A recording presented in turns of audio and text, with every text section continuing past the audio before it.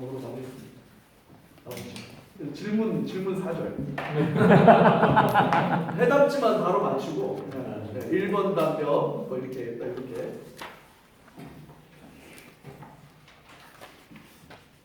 자, 우리 99페이지를 어느 분이 한번 읽어봐 주시죠. 우리는 그리스도인이 되면서 제자가 되는데 이것은 하나의 사건이 아니라 전체성이다. 우리는 영원히 제자이며 복음의 공동체에서 복음의 말씀으로 제자 훈련을 받지 않아도 되는 순간이 결코 없다. 교회는 교회 자체를 위해서는 훈련을 위하여 존재한다. 그 이유는 바로 교회의 구성원인 성도들이 예수님의 제자라는 정체성을 갖고 있기 때문이다. 구원받은 그리스도인은 바로 그리스도 안에서 예수의 제자로 살아가야 한다. 이것은 우리가 누구여야 하는지를 분명하게 보여준다.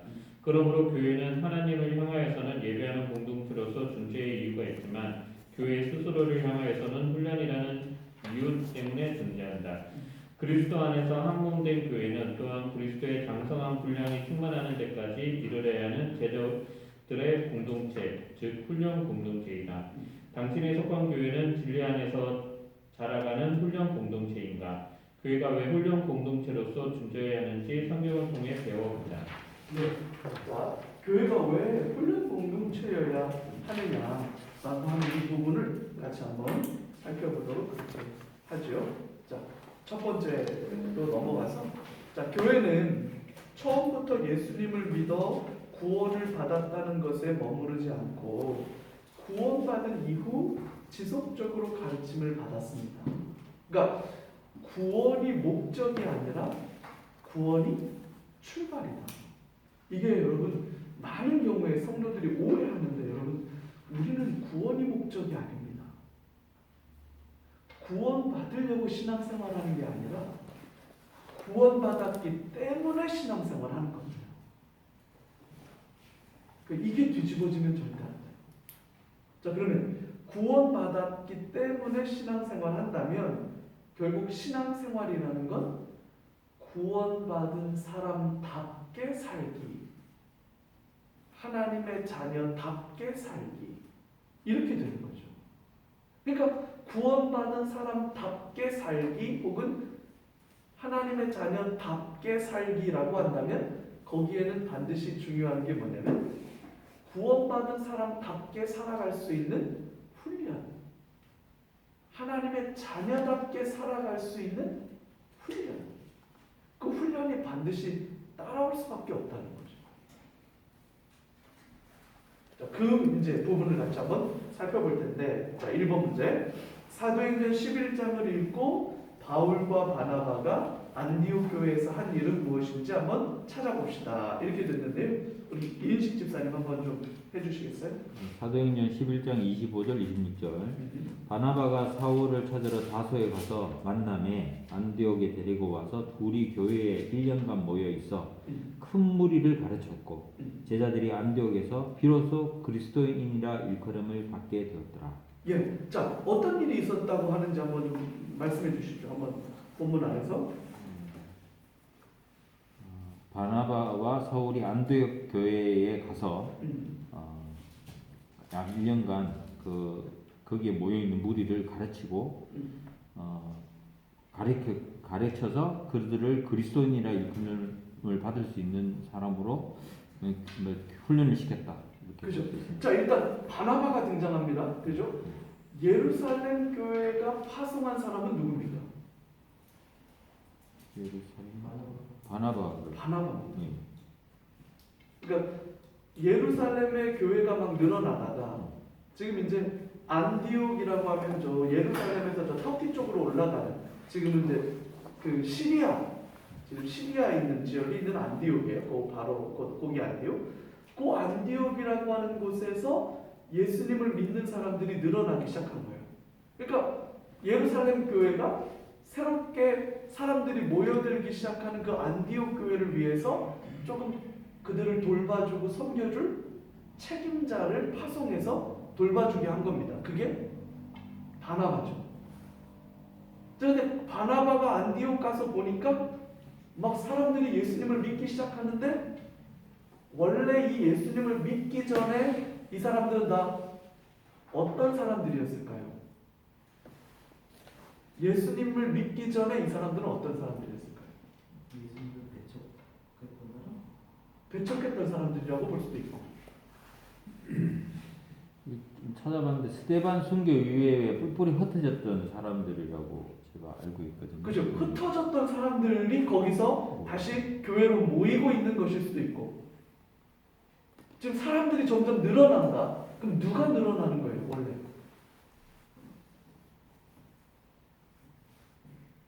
어려울 거 하나도 없어요. 믿는 사람. 그러니까 믿는 사람들인데 그 믿기 전에 이 사람들은 어떤 사람들이었어요? 안 믿는 사람. 안 믿는 사람들. 네, 세상은 반이에요. 세상에 반은 안 믿거든요. 아주 대답을 해야 되는 예, 아주 간단한 얘기입니다. 이게 자 그러면 안 믿는 사람들이 예수님을 믿기 때문에 지금 믿는 사람들이 늘어나는 거잖아요. 자 그러면 안 믿는 사람들 그들은 어떤 사람들이었을까요? 훈련받지 않는 사람들. 훈련받지 않는 사람들. 아니 그냥 상식선에서 한번 생각해 보면 안 믿는 사람들 원래 이 안디옥에 살면서 전혀 믿음이 없었던 사람들, 믿음과는 상관없었던 사람들, 그 누굽니까? 원래 자기가 나고 자란 이 안디옥의 문화, 이 안디옥의 가치관, 안디옥의 생활 풍습을 그냥 그렇게 살던 사람들이잖아요. 그러니까 이 사람들은 복음과 관련성이 1도 없는 사람들이죠. 그러니까 복음과 관련성이 1도 없던 사람들이 전도함을 받고 교회 안으로 들어오기 시작했어요. 자, 그러면 이렇게 예수님을 믿게 된 새신자들이 성경에 대한 지식도 없고 어떻게 사는 것이 하나님의 자녀다운 삶인지에 대한 이해도 없고 구원이라는 게 도대체 무슨 의미인지에 대한 이해도 사실은 부족하고.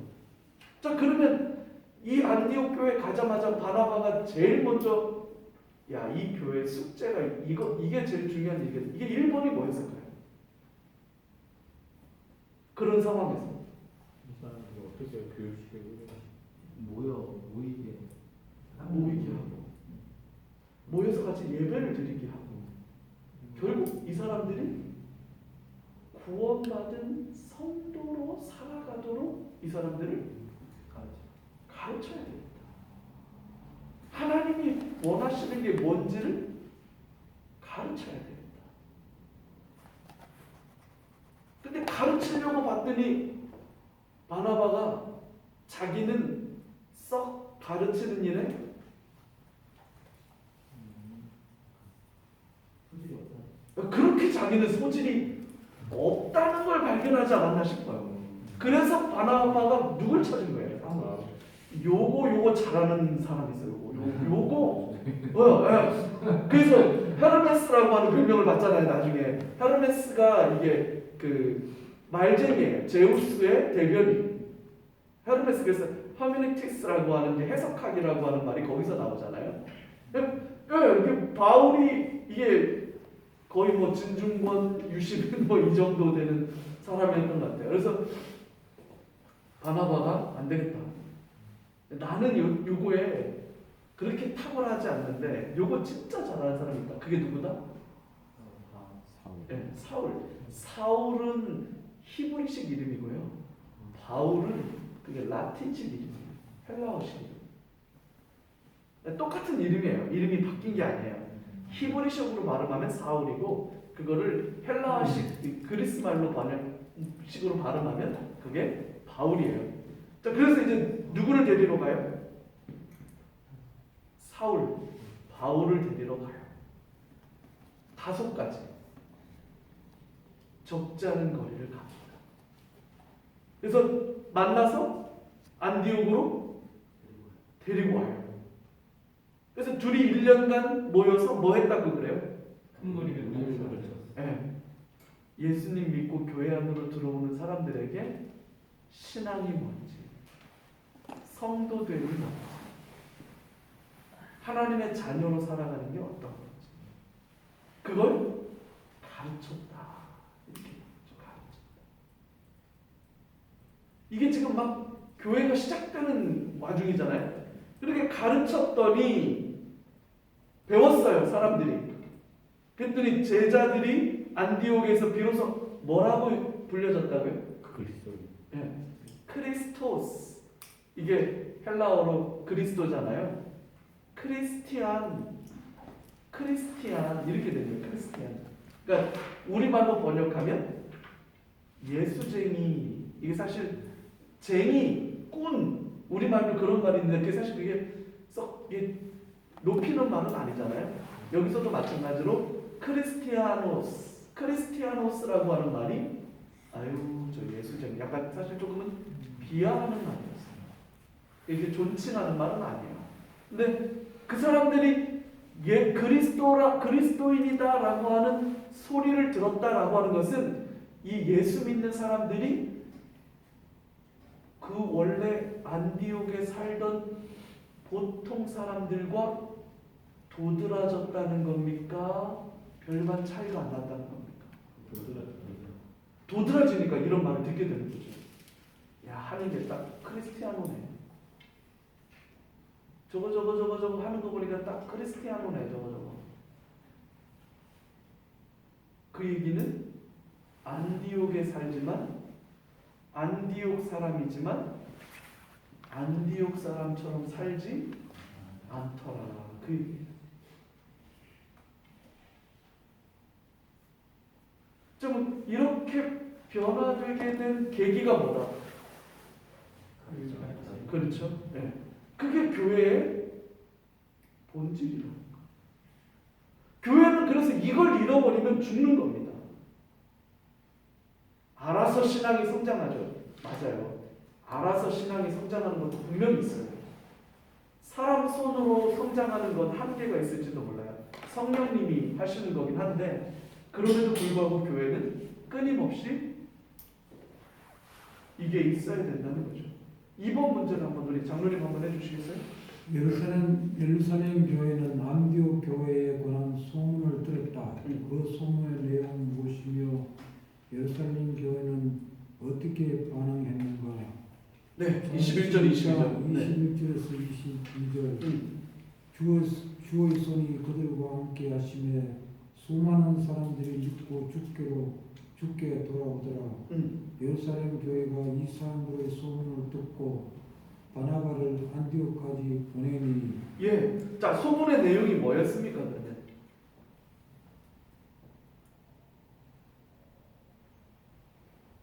많은 사람들이 죽게 죽어. 그죠? 많은 사람들이 안디옥에서 많은 사람들이 생각보다 많은 사람들이 예수님을 믿기 시작하고 새롭게 예수님을 영접하기 시작한데 라는 소문이 예루살렘 교회에 들린 거죠. 그랬더니 예루살렘 교회가 어떻게 한 거예요?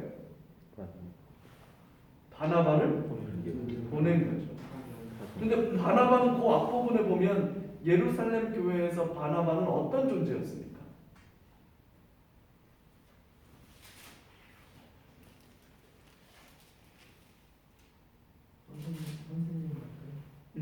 거의 교사. 왜냐면 이 바나바는 신앙과 인격에 있어서 칭찬받는. 그 앞에가 바로 그 아나니아와 삽비라 사건들도 있고 하면서 그때부터 바나바는 어떤 모습으로 등장하냐면 예루살렘 교회의 12사도 외에 가장 소중한, 가장 성숙한 인물로 등장합니다. 그러니까 바나바가 어떻게 이렇게 성숙한 신앙과 인격을 가졌는지는 설명은 안 되지만 바나바는 일단 예루살렘 교회에서 착한 사람으로, 신앙과 인격이 성숙한 사람으로 평가를 받고, 그러니까 예루살렘 교회가 이 사람을 안디옥 교회로 에이스를 보낸 겁니다. 에이스를. 그러니까 우리가 보든의 3일 교회를 개척할 때 갈 사람 가시오가 아니라 사실은 우리 중에 제일 에이스들을 보낸 거죠. 네, A가 갖고 네. 저희 이제 남. 여기 이제 남으신 거죠. 그래서 여기 네, 아이고. 어떻게 해야 되나? 여기 에이스가 되면 난 남은 분들이 또 에이스인 줄 알고 순간 내가 정신이 잠깐 혼미했는데 에이스는 갖고 이제 남으신 거니까. 3번 문제 한번 해볼까요? 바울과 바나바가 안디옥 교회를 어떻게 세워나가는지 생각해보고 그것이 의미하는 바가 무엇인지 나누어 보라. 예. 골로새서 1장 28절에서 우리가 그를 전파하여 각 사람을 권하고 모든 지혜로 각 사람을 가르치면 각 사람을 그리스도 안에서 완전한 자로 세우려 함이니 이를 위하여 나도 내 속에서 능력으로 역사하시는 이의 역사를 따라 힘을 다하여 수고하노라. 아멘. 아멘. 이게 제자 훈련의 가장 중요한 그 뭐라 그럴까요? 이게 킬링 포인트예요. 제자 훈련의 핵심 가치. 우리가 그를 전파하여 여기 그는 누구예요? 예수님이죠. 우리가 예수님을 전파하여 각 사람을 권하고 한 사람 한 사람을 권하고 모든 지혜로 각 사람을 가르치는 이 가르친다는 게 제자 훈련이에요. 성도들을 훈련하고 양육하고 가르치는 거죠. 그렇게 하는 이유는 각 사람을 그리스도 안에서 뭐 하려고? 완전한 자로 세우는데 이게 목표예요. 이게 목표. 그 완전한 사람으로 세우는 것을 위하여 나도 내 속에서 역사하는 이의 역사를 따라 뭐 어떻게? 힘을 다하여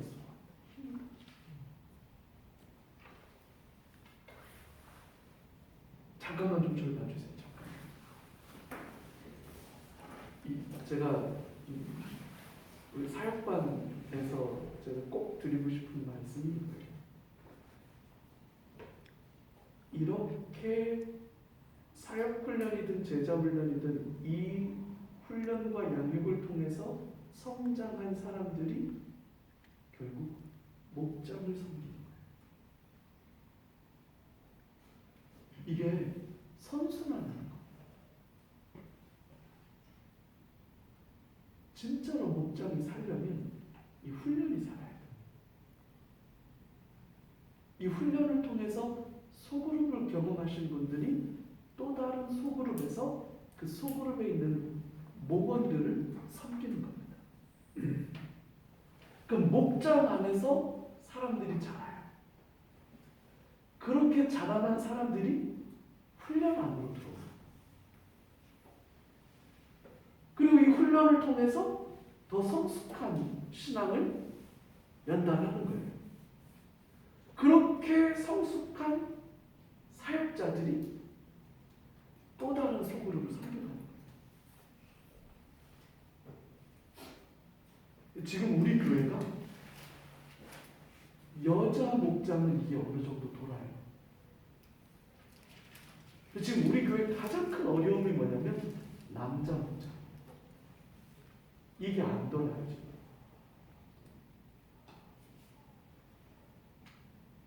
남자 목장이 여자 목장보다 어려운 건 사실이에요. 직장 문제도 있고 또 남자분들의 신앙적인 열심이 부족하기도 하고 여러 가지 이유들이라서 목장이라도 제대로 하는 게 어려운 거, 목장을 그만두고 주일 예배나 나왔으면 좋겠다 이런 생각이 많은 건 사실인데요. 지금 우리 이 사역 훈련을 통해서 우리 집사님 장로님들께서 이렇게 하시고 나서 지금 목장을 이렇게 하시고 나면 내년만 돼도 남자 목장이 또 달라질 거예요. 지금 남자 제자 훈련 5분 지금 하고 계세요. 저분들과 함께 이제 한두 바퀴만 돌면 이 구조가 2, 3년만 돌면 그럼 진짜 제가 장담할 수 있어요. 수원, 용인, 화성, 요 경기권에서 이렇게 성도들을 세워낼 수 있는 교회가 몇 없어요. 진짜입니다.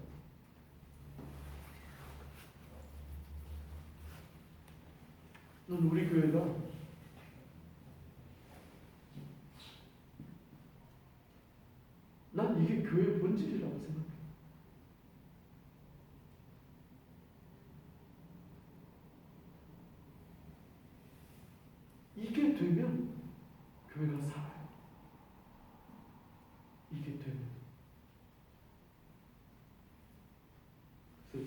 여기 있는 분들의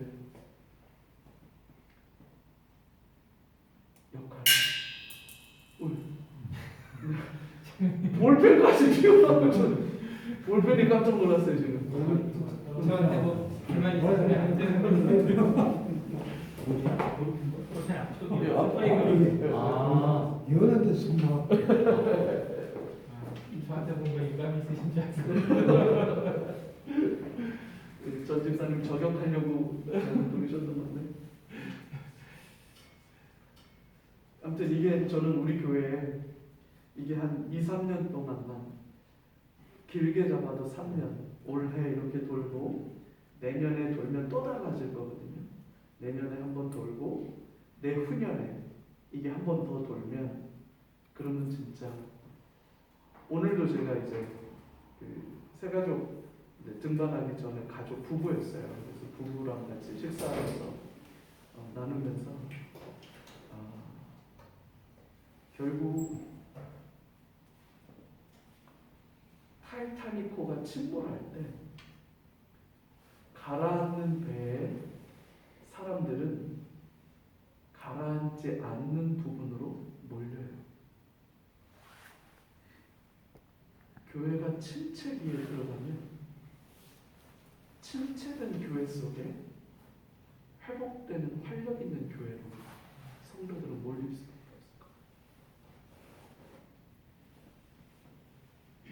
저는 우리 교회가 저는 그런 꿈을 꿨으면 좋겠어요. 이렇게 해서 성도들이 양육되고 훈련되고 신앙의 본질과 의미를 회복할 수 있는 그런 건강한 교회를 만들어서 저는 그런 꿈 꿔요.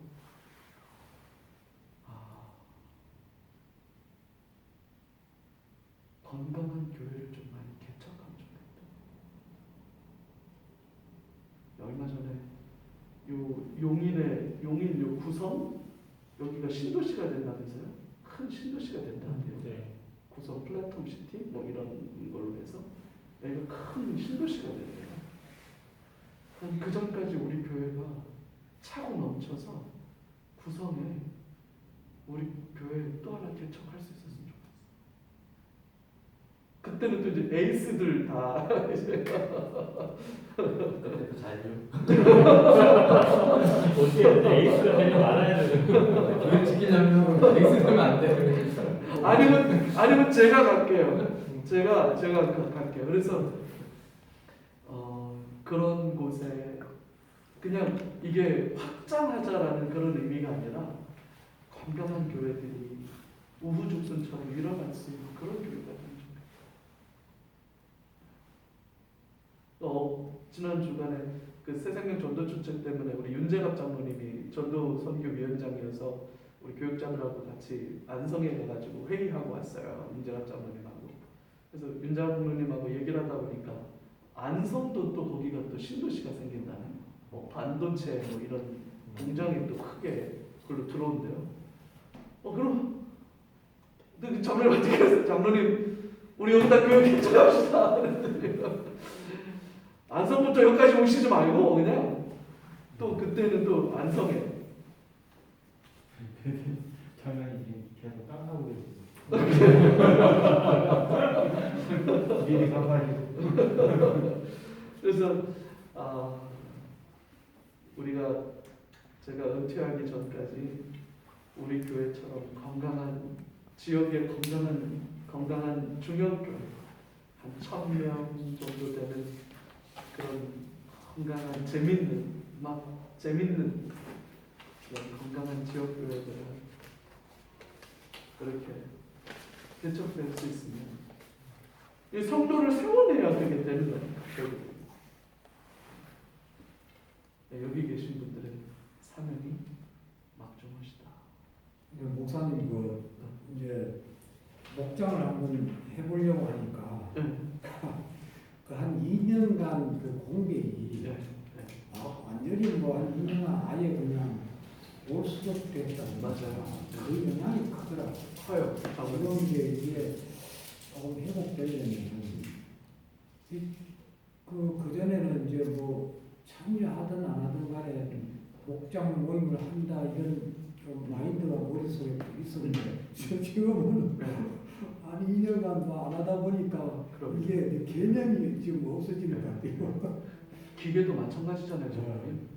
기계 돌아가던 기계는 하루 이틀 쉬어도 그 다음 돌리는 게 안 어려운데 돌아가던 기계 2년 쉬면 그거 뭐 진짜 이게 이제 우리한테 큰 숙제예요. 그래서 사실 조금 부담이 되지만 제가 자꾸 이거를 이렇게 세워야 되니까 안 그러면 뭐 아주 다시 돌려서 그래서 다시 한번 시동을 거는 그게 있어야 돼요. 안 그러면 이제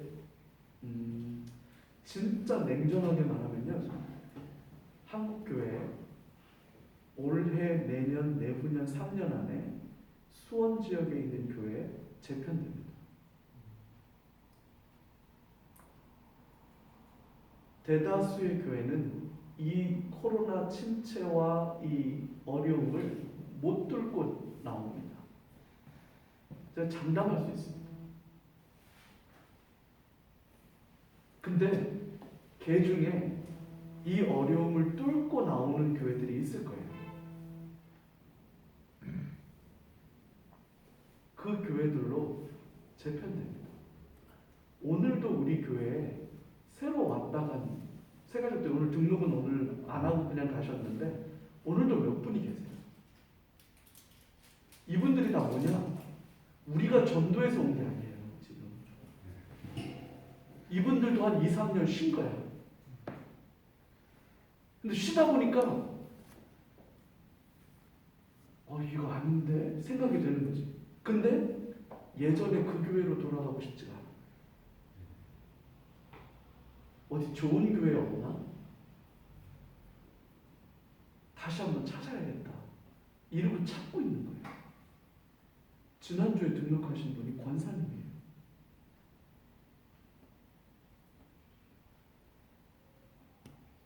소문난 교회로 이제 점점 확산돼서 앞으로 많이 이제 근데 그 전에 부부가 등록했는데 더 사람이 교회예요.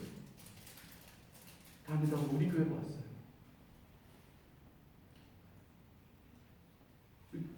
이거 목회적으로 굉장히 민감한 얘기인데 그래서 우리 교회는 제가 볼 때 지금 우리 교회는 티피컬 타임에 와 있어요.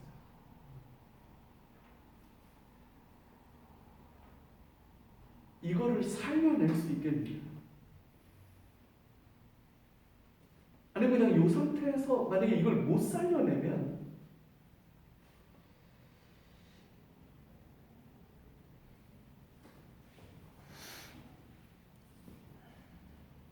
어려워질 수 있어요.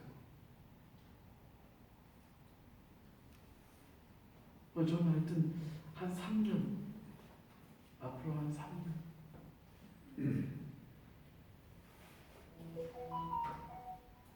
이 부분에서 우리가 조금 더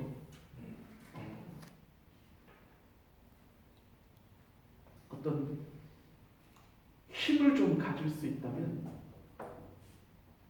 어떤 우리의 영향력이 넓어진다는 것보다 교회가 건강하게 회복되고 그 건강한 교회를 확대 재생산해서 전반적인 우리 주변에 있는 교회들까지도 함께 건강한 교회로 활력 있는 교회로 일어나게 할 수 있는데 우리가 좀 쓰임 받으면 좋겠다.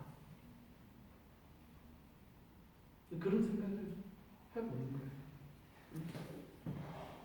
그래서 거듭 말씀드리지만 여기 계신 그리고 우리 백 집사님과 장 집사님까지 포함해서 여기 계신 분들이 사실 굉장히 중요한 역할을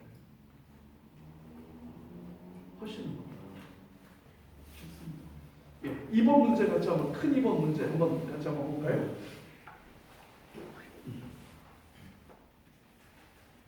초대교회는 사도들의 가르침을 받아 세워진 훌륭 공동체였다. 이처럼 사도들이 교회를 자연스럽게 양육과 훈련이 있는 공동체로 세워간 이유는 어디에서 비롯됐는지 찾아보자. 예, 왜 초대교회가 지금 방금 안디옥 교회를 봤던 것처럼 왜 그렇게 성도들을 가르치고 그 그들을 훈련해서 각 사람을 가르쳐서 온전한 자로 세우려고 하는 이런 사람들을 신앙 훈련을 시키는 이유가 어디에 있을까? 왜 그랬을까? 그게 한번 찾아보자는 거예요. 1번 문제. 사도들이 예수님에게 받은 마지막 명령은 무엇인가? 그리고 그 명령에 담긴 의미는 무엇인지 명쾌해 보라. 네, 일단 마태복음 28장 20절. 뭐 이거는 지나가는 스님들도 암송할 만큼 유명한 말씀이죠. 이거 뭐 우리가 나무아미 타불 정도는 외고 있는 것처럼. 자, 마태복음 28장 20절. 하늘과 땅의 모든 권세를 내게 주셨으니 그러므로 너희는 가서 모든 민족으로 제자를 삼아 아버지와 아들과 성령의 이름으로 세례를 주고 내가 너희에게 분부한 모든 것을 가르쳐 지키게 하라. 뭐 하라고요? 가르쳐서 지키게 하라. 그게 주님 명령인 거죠. 자, 요한복음 14장 26절. 보혜사 곧 하나 아버지께서 내 이름으로 보내실 성령 그가 너희에게 모든 것을 가르치고 내가 너희에게 말한 모든 것을 생각나게 하리라. 아멘. 자, 결국 예수님이 가르친 것들을 생각나게 하고 가르치게 하고 적용하시는 일이 우리의 일이 아니라 이거 누구의 일이라고 말하는 거예요? 보혜사 성령 네, 성령님의 1번 소명이에요. 말씀을 가르치게 하고 말씀을 생각나게 하고 말씀을 살아가게 하고. 그래서 우리가 말씀 묵상할 때 통독할 때 가장 먼저 뭐 하죠? 제일 먼저 기도. 성령의 조명하심. 일루미나티오라고 하죠. 일루미나티. 밝혀주시고. 왜냐면 철저하게 성령의 일루미네이션이 없으면 말씀을 깨달을 수가 없기 때문입니다. 2번 문제. 사도들은 예수님이 보여주신 모범과 명령에 따라 양육과 훈련으로 교회를 세웠다. 그렇다면 예수님은 제자들의 어떤 해 훈련시키셨는지 살펴보고 그 의미를 생각해보라. 자, 결국 예수님이 우리의 모델이 될 텐데 예수님은 어떤 식으로 제자들을 양육하고 훈련하셨는지 예수님의 모델을 한번 좀 살펴보자는 거죠. 마가복음 3장 14절. 이에 12를 세우셨으니 이는 자기가 함께 있게 하시고 또 보내사 전도도 하며. 아멘. 자, 첫 번째 예수님의 양육 훈련 방식의 1번이 뭡니까? 1번. 제자들을 세우고 12를 세우신? 12를 찾아온 사람들입니까? 예수님이 찾아가서 부른 사람입니까? 찾아가서 부르는. 그죠? 자, 그럼 여기서 이 질문을 던져야죠. 왜 12인가? 왜 12인가? 13은 11은 이스라엘만 12지파. 그 정도로 껴맞추기입니다. 서양은 한타스를 좋아하니까 크레파스도 12개. 한타스가 12개. 한타스로 만들었어요. 일단 타스 정도는 가야 된다. 농담이죠.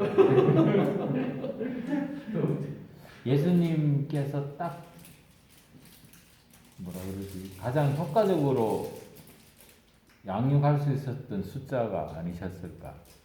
가장 이상적인 속으로 근데 12인? 예. 12 제자 말고 성경에 보면 또 따로 예수님께서 70명 또 제자를 또 하지 않았나요? 오! 우리 조지 선생님 이제 성경 통독하시니까 막 이제 막 한수들이 막 나오는 거죠. 전문이 안 왜 12니까? 왜 하필 12니까? 짝짓기 좋아서 그런 거야. 그 두 명씩. 네. 자기도 시키라고? 아니 근데 정확하신 거예요. 아까 이 12지파 이스라엘에 대한 영적인 의미가 가장 큰 거죠. 그래서 영적인 이스라엘이라는 의미예요. 그러니까 구약과 신약이 단절돼서 분절된 것이 아니라 예수님이 12명의 제자들을 선택하셨다는 건 의도적으로 이스라엘의 12지파를 상징하고 싶으셨던 거예요. 그래서 12명을 세우셨어요. 자, 세워서 첫 번째 뭐 했습니까? 자기 함께 있어요. 네. 지냈어요. 자, 같이 지냈어요. 왜 예수님은 자기와 함께하게 했을까요? 예수님을 보고 배우라고. 보고 배우라고. 안 보면. 가르치실 때 응. 말로서 설명하는 것보다 보고서 따라하는 게 더 빠르잖아요. 우리가 롤모델을 삼아서 그 사람을 따라하려고 하는 것처럼 응. 예수님을 직접 하시는 행동을 보고서 그리고 그 일으키시는 기적을 보고 직접 경험을 하게 됐을 때 더 큰 믿음이 세워지고 그리고 그거를 갖다가 자기가 더 빠르게 흡수하고 그래야 더 빨리 가르칠 수 있으니까. 합숙 훈련이 효과가 좋죠. 네, 진짜 합숙을 같이 하시니까. 있을 네, 합숙을. 시간이 없잖아요, 예수님이. 인텐시브. 합숙을. 그거 계속 하는 거죠. 네. 교육은. 저는 그 생각. 너무 노동자시다. 가족의 의미를 가족. 식구. 공동체. 아니 오늘 조집사님 기도 좀 하고 오셨던 것 같은데 금요일 날 금요일 때 기도 많이 하셨어. 내가 오늘 조금 뭐가 이렇게 오늘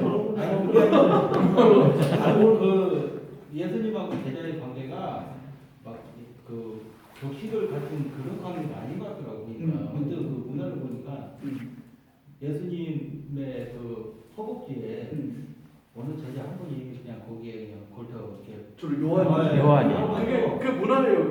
기대가 좀 기대가 좀 있는 거예요. 그렇게는 어느 장면이 그렇게 했던 것 같아요. 가족이라는 의미, 그렇죠? 함께 있겠다. 그래서 이게 우리가 오늘날 우리가 굉장히 좀 진지하게 고민해봐야 되는 것 중에 하나가요. 가족이라는 의미고 함께해서 따라하게 한다라는 의미를 이걸 생각하면 신앙은 교회에서 가르치는 게 아니라 가정에서 가르치는 거예요. 난 주일학교 사역의 근본적인 패러다임이 바뀌어야 된다고 생각하는 사람입니다. 가정에서 신앙이 전수되지 않는데 교회 학교에서 일주일에 한 번 1시간 반으로 아이들에게 신앙이 전수된다. 물론 안 하는 것보다야 100번 낫죠. 그게. 근데 진짜 본질은 가정에서 아이들이 엄마가 기도하는 것을 보고 아버지가 기도하는 걸 보고 그러면서 자연스럽게 따라하게 되고 그러면서 배우는 거죠. 엄마도 실수하고 아빠도 실수하면서 실수한 그 자리에서 회개하고 돌이키는 모습을 아이들이 보고 그러면서 아이들은 자연스럽게 회개하고 돌이키는 것이 은혜구나. 이걸 보고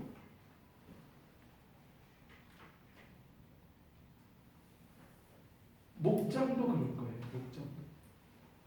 이게 티칭이 아니에요. 티칭. 이걸 티칭이라고만 생각하면 안 돼요. 보고 배우고. 그래서 같이 있게 했던 거죠. 또 뭐 하셨습니까? 그리고 난 다음에 보내줬죠. 이게 단계 아닙니까? 그죠? 첫 번째는 이거잖아요. 아까 뭐 이인식 집사님도 말씀하셨지만 도제 훈련이라고 하는 게 이 도제 훈련이라는 게 첫 번째는 와서 보게 하는 거죠. 봐, 내가 하는 거 봐, 그죠? 직원들 일 시킬 때도 신입이 여기 서서 봐, 여기 봐. 그리고 그 앞에서 마스터들이 일을 하는 거예요. 그러면 신입이들은 그걸 옆에서 보는 거죠. 그 다음 단계가 뭐야? 같이. 신입이하고 같이. 그 다음 그게 어느 정도 됐다. 그 다음 단계는 뭡니까? 이제 네가 해봐.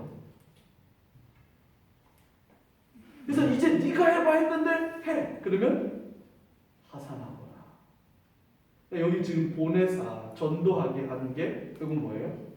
이제 네가 해봐. 그러니까 우리가 사역을 섬기지 않으면 절대 성장하지 않아요. 이게 아이러니예요. 그래서 교회 공동체 안에서 사역으로부터 떨어져 있으면서 신앙이 성장하기를 바라는 사람들은 정말 저는 감당할 수 없는 믿음이에요. 그런 건 없어요. 들어와서 같이 하고 같이 섬기고 같이 부딪히고 같이 넘어지고 같이 씨름하다가 그 안에서 배우는 거지. 근데 물론 ABCD도 아직 안 되고 보여주지도 않았고 같이 해보지도 않았는데 무조건 네가 다 알아서 해라 이렇게 하는 것도 교회가 굉장히 큰 문제죠. 그러면 안 되는 거예요. 주님이 어쨌든 주님 방식은 그거였다. 마가복음 9장 28절이요.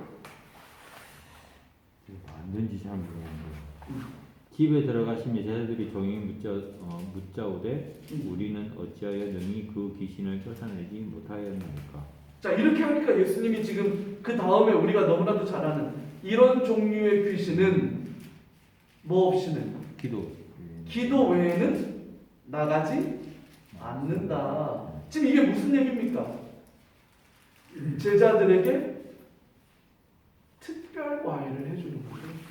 사람들 앞에서는 그거에 대해서 지금 이게 무슨 상황이에요? 지금 변화산에서 내려왔는데 근데 지금 무슨 일이 벌어진 거예요? 변화산에 누구 데리고 왔습니까? 네. 소그룹의 핵심이 셋이에요. 그래서 예수님도 하나님도 삼위일체. 공동체는 원투원 1대1하고 1대1은 소그룹이라고 합니다. 3명이 돼야 소그룹이에요. 그래야 역동이 생겨요. 3명이 돼야. 하여튼 예수님이 내려왔는데 제자들이 간질하며 쓰러진 아이를 놓고 막 합심기도 하고 막 했는데 아무 일도 안 일어났죠. 왜? 제자들은 그 아이를 고치지 못했어요. 그러나 주님이 말씀 한마디로 그 아이를 고쳤죠. 그때는 제자들이 코가 쏙 빠진 거죠. 왜 우리는 안 되지? 왜 우리는 못했지? 그 궁금증이 가지고 있었던 거예요. 그래서 그날 일정을 다 마치고 집에 들어왔을 때 제자들이 예수님께 물었던 거예요. 우리는 왜 안 됐던 겁니까? 우리는 왜 예수님이 이렇게 하시는 건 예수님은 되시는데 왜 우리는 안 돼요? 그 물었죠. 그랬더니 선생님의 비기전수 이런 종류의 귀신은 기도하지 않는 기도 외에는 이런 종류의 귀신을 쫓아낼 수 없다. 그럼 결국 제자들에게 아주 티피컬한 레슨을 하나 주신 거죠. 비기전수. 뭐 해라?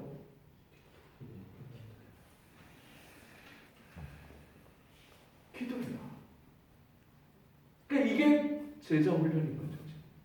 삶을 공유하고 함께 시간을 내어주고 가족과 같은 관계 안에서 보고 배우게 하고 그러면서 때로는 핵심적인 가르침을 주고 이렇게 제자 훈련을 한 거죠. 자, 그러면 3번 문제인데요. 사도들은 처음부터 예수님의 명령과 가르침에 근거하여 교회를 훈련 공동체로 세웠다. 그죠? 예수님도 제자들을 그렇게 훈련시켰고 그렇게 훈련받은 제자들이 예수님이 떠나시고 난 다음에 시작된 교회를 예수님처럼 그렇게 가르치고 양육하고 훈련했다는 거예요. 그죠? 자, 당신은 이와 같은 사실을 보면서 뭐를 느낍니까? 당신이 훈련을 지원했던 동기를 돌아보면서 서로 한번 나누어 봅시다. 결국 제자 훈련이라고 하는 뭐 이름을 뭐라고 붙이든 뭐 군사 훈련이라고 붙이든 뭐라고 붙이든 결국 원리와 핵심은 같은 거예요. 배우고 익혀서 훈련함으로 성숙해야 그렇게 성숙한 사람들이 또 다른 사람을 가르치고 보여주고 나누어줘서 그 사람들도 성숙하게 만들고 이렇게 해서 성숙해진 사람들은 또 다른 사람들을 그렇게 하고, 그리고 이런 연쇄 반응, 이런 선순환, 이게 일어나는 게, 이게 계속해서 일어나는 게 교회다.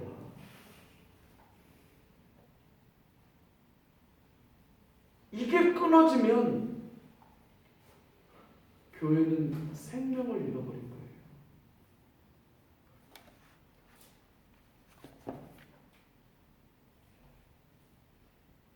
교회의 존재 이유를 잃어버린 거죠. 근데 진짜 안타까운 건 한국 교회의 많은 교회들이 성도들을 이렇게 온전히 양육하고 세워내는 일에 열심히 않아요.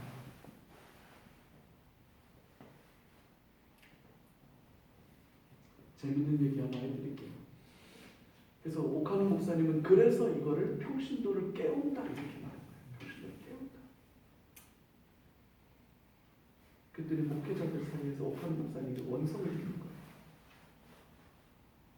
왜 성도를 깨워가지고 목사들 힘들게 하냐? 그냥 자기 돌아 그냥 목회가 편하지.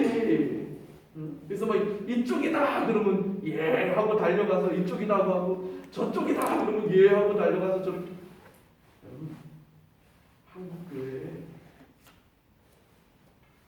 제가 되게 위험한 말일 수도 있는데 목사 말이 다 옳은 거 아니에요. 진짜 팥으로 매죽을 쓴다고 그러면 아니라고 말해야 돼요.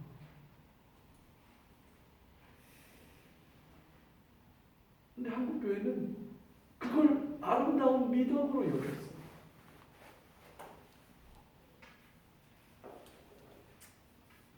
아닙니다. 아닙니다. 그렇지 않습니다.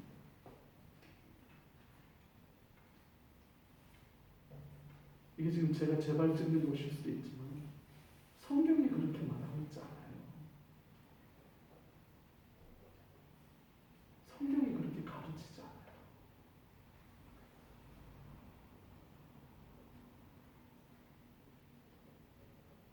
성도들은 깨어나야 돼요.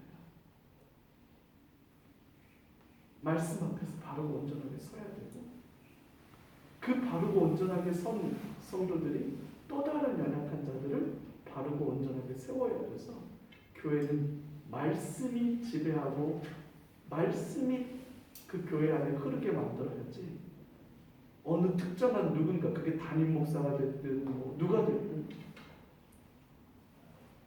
그 사람이 선 방향과 그 사람의 그것 때문에 이리 휘청 저리 휘청 하게 되는 그런 교회가 되면 이건 주님이 원하시는 교회가 아니에요.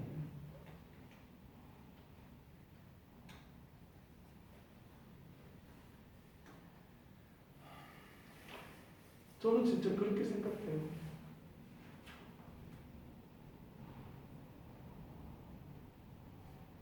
그래서 맹목적인 신앙이 불신앙보다 해롭다. 한국교회 그런 답답한 모습 참 많아요. 덮어놓고 그냥. 물론 어떤 때는 그 수치와 그 부끄러움을 덮어주는 게 덕입니다. 어떨 때는.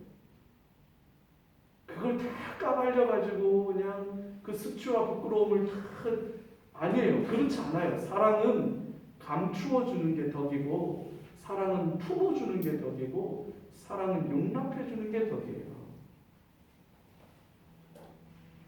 근데 어떤 부분에서는 진리 안에서 진리가 바로 드러나게 되는 일이라면 그것들을 과감하게 결단하는 것도 신앙입니다. 우리 교회가 그런 교회가 될 수 있었으면 좋겠어요.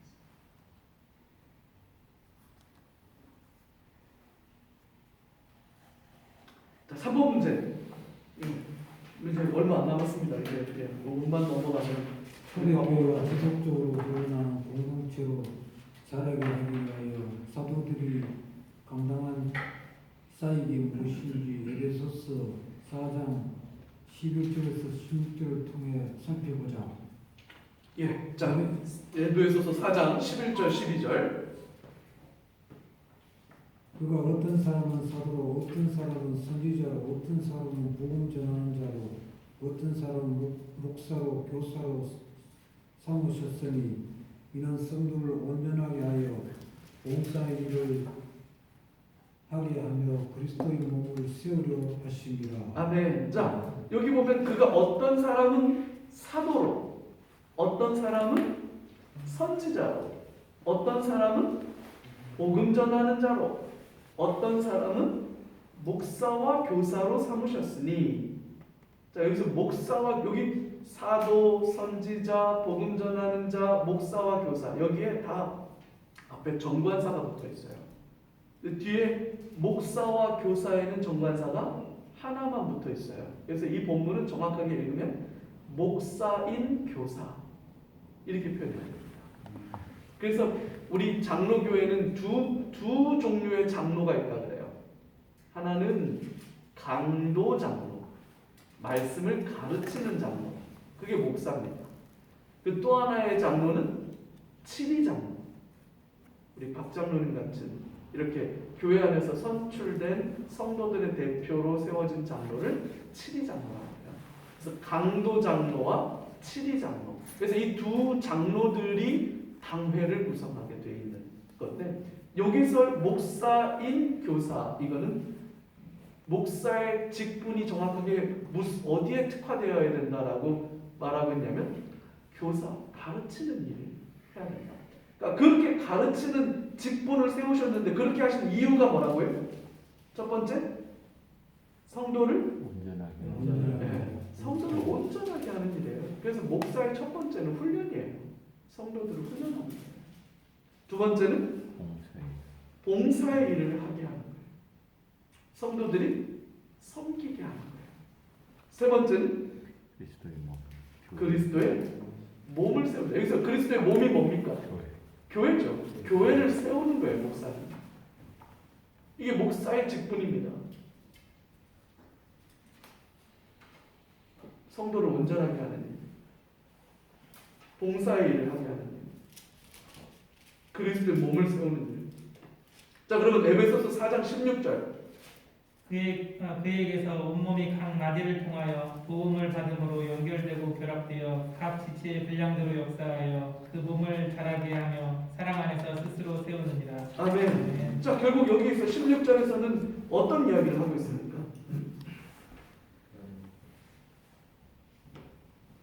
각 마디가 성장하는데 그렇죠. 하나의 몸이 돼서 같이 크게 된다는 연결돼, 지체가 돼, 함께 몸이 되어서 함께 사랑 안에서 세워지게 돼. 결국 이거는 16절 말씀은 결국 이게 뭐예요? 공동체죠. 공동체. 교회를 말하는 거예요. 개인적인 성장이 뭘로 연결이 되어야 된다? 공동체로 연결이 되어야 된다. 교회.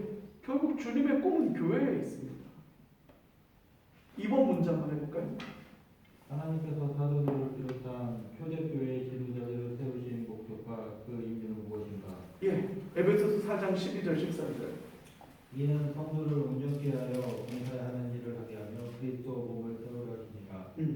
우리가 다 하나님 아들을 믿는 것과 아는 일에 하나가 되어 온전한 사람을 이루어 그리스도의 장성한 분량이 충만한 데까지 이르리니. 아멘. 자, 결국 우리가 해야 되는 그 교회가 가지고 있는 가장 큰 소망은 그리스도의 몸을 세우는 것. 근데 그 그리스도의 몸을 세우기 위해서 우리는 어떻게 되어야 된다? 온전한 사람을 이루고, 그죠? 그리스도의 장성한 분량이 충만한 데까지 이르러야 돼요. 장성한 분량이 충만한 데까지 이르다라는 얘기 무슨 얘기냐면 키가 예수님만 해져야 된다, 그런 뜻이에요. 키가 예수님만 해.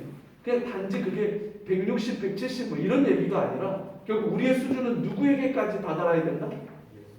네, 우리의 기준은 예수님까지 다다라야 된다. 예수님까지. 그래야 몸을 세우고 그게 온전함의 의미다. 그래서 결국 핵심은 이거죠. 우리가 뭐가 되라는 겁니까?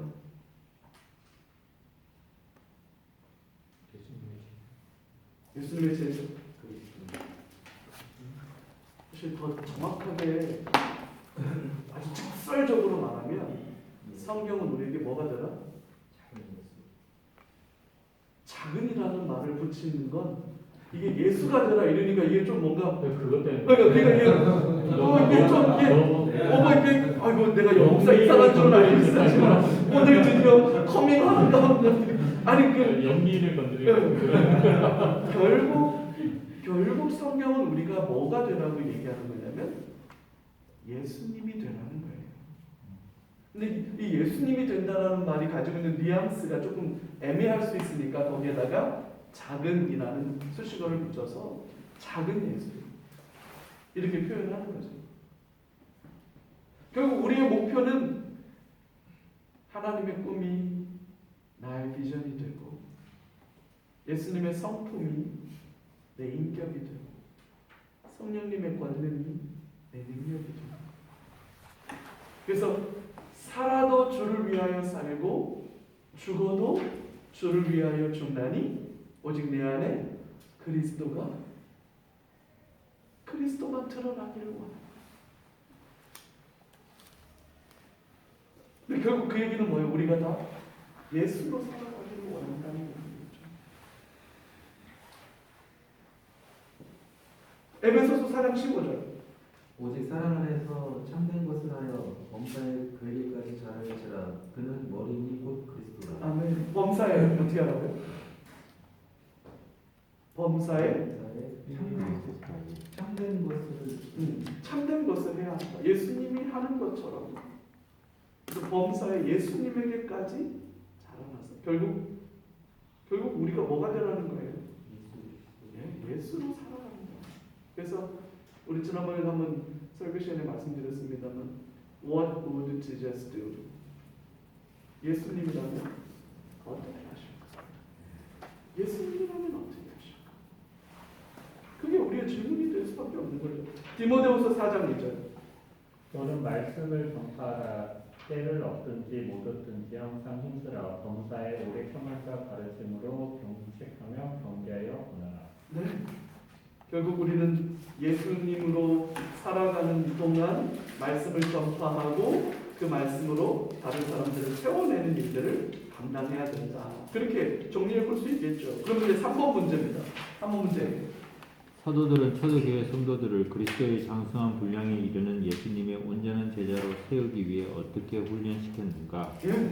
디모데후서 3장 16, 17절. 모든 성경은 하나님의 감동으로 된 것으로 교훈과 책망과 바르게 함과 의로 교육하기에 유익하니 이는 하나님의 사람으로 온전하게 하며 모든 선한 일을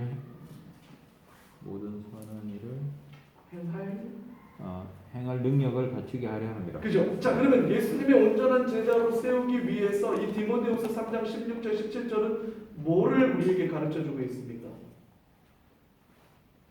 성경에 그죠? 성경을 가르치는 게 중요해요. 성경을 우리의 철학과 우리의 어떠함이 아니라 하나님의 말씀이 잠깐만 좀 저를 보셔요. 잠깐만 이 얘기를 제가 계속 드리는데 잘 보세요.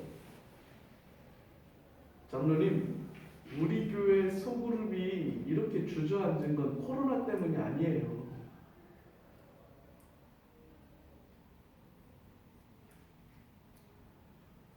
소그룹이 돌아갈 가장 기본이 빠져 있었기 때문에 목장이 주저앉은 거예요.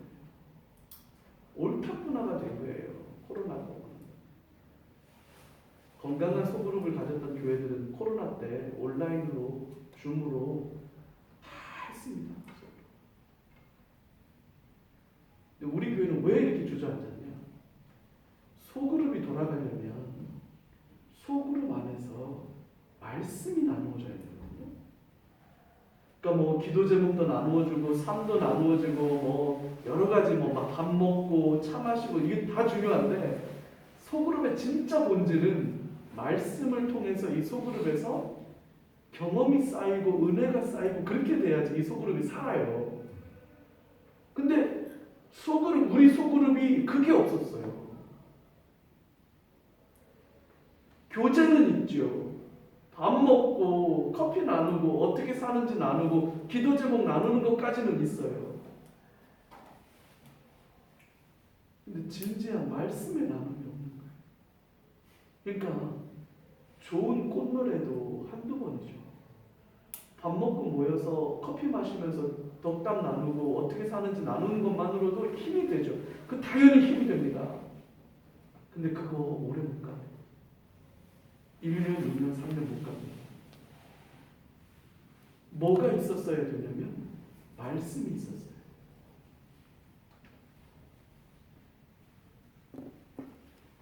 제가 그래서 말씀 묵상을 제일 먼저 시작한 거예요. 성도들의 삶에서 묵상이 살아나야 목장이 모였을 때 나눌 거리가 생겨요. 신변잡기가 아니라. 그래야 목장이 건강하고 오래 갈 수 있는 목장이 될 수 있어요. 저는 지금 이게 우리 교회 제가 한 2, 3년 정도 돌아야 된다고 생각하는 게 바로 여기예요. 그래도 우리 교회가 지금 여기까지 올 수 있었던 건 작년 여름부터 묵상을 말씀드렸는데 지금 하시는 분들이 생겨나고 있어요. 지금 사역반에서도 이렇게 말씀 묵상을 나누시잖아요. 그래서 이게 뭔 의미가 있나 싶겠지만 아닙니다. 이게 목장에서 일어나야 돼요. 그러면 소그룹이 딱 잡힙니다. 그러면 어떻게 지내셨어요? 이번 주는 그냥 좀 꽃도 폈는데 그냥 우리 밥 먹으러 가요. 그럽시다. 오늘은 좀 그럽시다. 이러고 밥 먹으러 가도 되고, 그럼 그냥 오늘 좀 커피 마셔요. 이러면 커피 마셔도 되고 할 수 있는데, 근데 기본적으로 말씀이 역사하는 소그룹이 되어야 그래야 그 소그룹이 오래가요. 그래서 이게 근데 우리 교회는 이게 지금 저변이 아직 완전히 형성이 안 됐어요. 그래서 제가 자꾸 말씀드리는 게, 그래서 지금 훈련하고 계시는 여기 집사님들 장로님이 중요한 이유가 뭐냐? 여기 계신 분들이 그걸 만들어가는 프론트라인이에요. 프론트라인, 우리 교회는 지금. 그러니까 이게 토양과 체질이 안 돼 있으니까 목장을 하시기가 아직은 장로님 많이 힘드실 수밖에 없어요. 근데 제가 드리고 싶은 말씀은 버텨주십시오. 버텨주십시오. 그냥 버텨주십시오.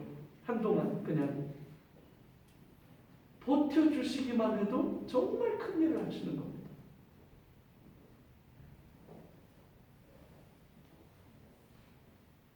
아직은 그래서 이게 우리 교회의 문화로 잘 자리 잡고, 제가 그래서 여름 겨울에 묵상학교를 할 겁니다.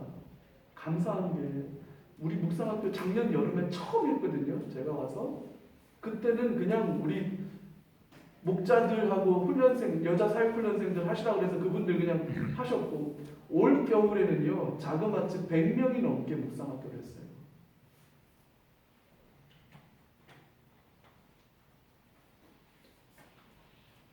이게 우리 교회의 변화입니다. 이래서 묵상이 쉽진 않지만 그게 은혜가 되고, 그 묵상으로 내 삶을 말씀으로 비춰볼 줄 알고, 넘어지더라도 내가 말씀을 살아가겠다라고 결단하게 되는 일들이 쌓이면 그 경험들이 목장에 와서 나누어지는 거예요. 그래야 서로를 붙들어 줄 수 있고, 그래야 서로를 위로하고 격려해 줄 수가 있는 거예요. 그게 진짜 위로고 격려예요. 그게. 이제 그렇게만 될 수 있으면 이제 우리 교회 목장은 진짜 어느 교회 누구에게 얘기를 해도 와보라, 와보라. 이룰 수 있을 거예요. 목장을 꾸려나가는데 항상 고민이 빠지는 게 지금 교육부에서도 마찬가지인데 어느 선까지 끌고 나갈 것인가 이게 항상 매번 고민이에요. 전화하면 전화하지 마세요 이런 성도님 있고 그게 안 나오시는 분들 중에서 대놓고 전화하지 말라 그래요. 그리고 어떤 분은 네네 감사합니다 그러면서 나오지 않으시고 말씀은 촉살이신데 안 나오시는 이야기 그리고 항상 제가 이제 하나님이 저를 많이 배려하셔서 그런지 그나마 좀 열의가 있으신 분들 저희 목원을 보내주셔서 저도 한 달 넘게는 항상 원웨이 소통 계속 저 혼자만 연락하다가 이제 피드백도 오고 좀 이제 희망적인 게 지난주에 처음으로 우리 목원분 중에서 묵상을 이틀이나 묵상해서 올리셨어요. 그래서 참 아주 희망적인데 과연 그 나머지 성도님들은 어디까지 우리가 데리고 가야 될 건지 너무 힘에 부치거든요, 솔직히. 이게 네. 문화가 형성될 때까지는 제가 아까도 말씀드렸지만 버텨주셔야 돼요. 당분간은 버텨주시는 것만으로도 정말 큰일 하시는 거예요. 이렇게. 목원들하고 그러면 지금 저도 지금 고민이 엄청 많은 게 큐티는 거의 매일 하고 있거든요. 저는 하는데 이거를 만약에 묵상을 나눈다고 해서 이걸 계속 목장방에 계속 올리는 게 이게 맞는지. 저희는 자율로 하라고. 근데 그게 이제 어떻게 한편으로 잘못 보이면 이제 마음에 뭐 그런 어떤 부담이라고 할 수 있는데 그래 너나 열심히 해라 이런 없이 그런 게 될까봐 제가 올리니까 나머지 목원분들이 엄청 부담스러워하시더라고요. 그러니까 그런 부분들 때문에 야 이거를 올리는 것도 아니고 그렇다고 안 올리자니 진짜 일을 안 하고 있는 거고 예, 그런 느낌이 자꾸 들어서 이렇게 우리 사역반처럼 집사님 월요일 단다, 집사님 금요일 단다, 집사님 목요일 단다, 그리고 제가 나머지. 저는 상상 못하는 게 왜냐면 우리 안에서는 이게 훈련을 받고 필요에 의해서 적극 참여한 사람의 모임이기 때문에 가능한데 아까 지금 전용수 집사님이 얘기하는 것 정도로 인원의 한 80% 정도가 사실 이 모임 자체에 오랜 세월 그 타성에 젖어 있는 그 의미 없다라고 생각하는 그 관성에 80% 제가 아무리 노크를 하고 해도 묵묵부답이고 피드백이 안 와요. 근데 이제 그분들도 무시하는 것도 아니고 못하지만 무게중심을 슬지 않고 나머지 3명 가지고 이제 극복하고 있는 형편인데 그런 시스템으로 해서 요청을 했을 때 응답조차 피드백이 안 오는 사람한테 맞아요. 근데 뭐 충분히 지금은 그래서 지금은 우리 남자 목장은 맨 땅에 지금 헤딩들을 하고 계신 거예요. 여자 목장은 이거보다 상황이 조금은 더 나아요.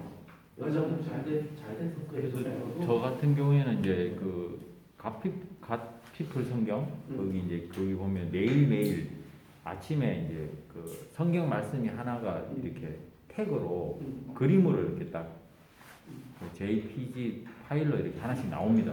거기 아주 간단한 말씀이지만 그 말씀을 일단 단체 카톡, 단체 메일로 일단 보내서 뭐 오늘 하루도 승리하시라 말씀을 그 짧은 말씀인데 그 말씀 안에서 이제 찾아가지고 해서 하는데 이제 피드백이 오시는 분도 계시고 뭐 거의 이제 답장을 안 하시는 분이 대부분이지만 일단 그렇게는 하고는 있는데 이제 많이 죄송하죠.